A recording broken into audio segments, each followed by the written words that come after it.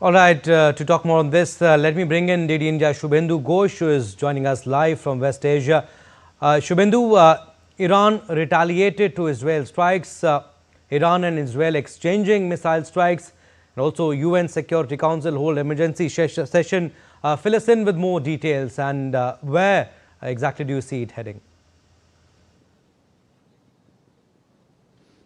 Hello, Abhishek. Yes, it's a rapidly evolving situation as we see after those unprecedented strikes by Israel on the nuclear and ballistic missile facilities across Iran. It was Iran's turn to retaliate, first with hundreds of drones being sent. These are weaponized drones being sent to attack Israel, most of which were intercepted by the air defense. And it was followed by, this was late last night, rounds of ballistic missile strikes that Iran had launched against against the air defense system. Was active. It destroyed most of the incoming projectiles. However, there are reports of some of these ballistic missiles hitting targets in Israel. Iran says that it was targeting air bases, military bases in different parts of Israel.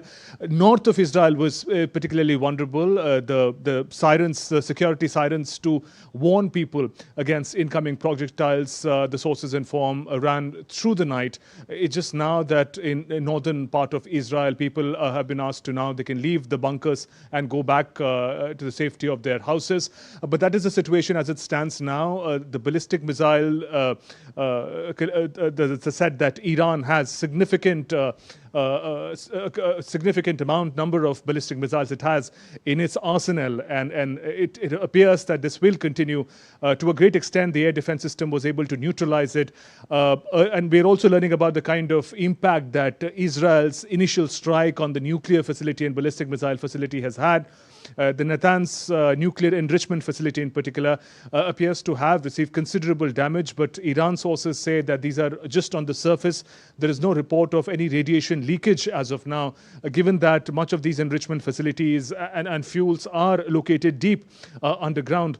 The international community has also responded pretty actively, calling for restraint. India has also called for restraint by both the sides. But there are countries like Russia and China who have come more vocal support for Iran in the manner that they've condemned this sort of unilateral strike by Israel. So it's a rapidly evolving situation as of now, right. Abhishek. Shubhendu, also Trump has been urging, he has urged Iran to make a deal, a warning of even more brutal Israeli attacks. Iran says nuclear talks with US meaningless, quote unquote, after attack. You think US role will be crucial in the coming days as far as the tensions or conflict between Iran and Israel is concerned?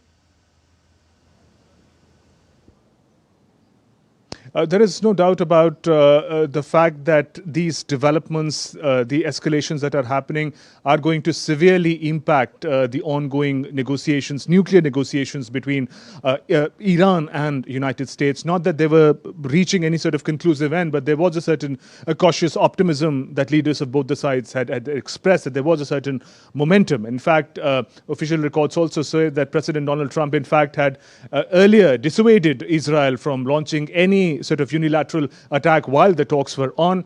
However, Israel went ahead with that. And in all of this, the US role appears to be in the shadows. The initial remarks that came in from the US Foreign Office was that United States had nothing to do with the Israeli action. Later, sources informed that Israel had informed United States. Whether the US was in agreement of it, whether they assisted, and if yes, to what extent. Those are issues that are still sort of coming to light slowly. But there is no doubt about the fact that Israel and United States continue to be the closest allies.